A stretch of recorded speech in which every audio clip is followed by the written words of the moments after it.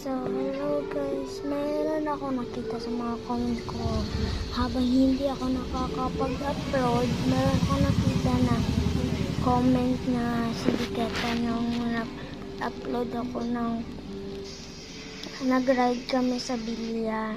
Sabi niya, magpa-shoutout daw siya. So, ngayon, dahil late na, ano na ba ngayon?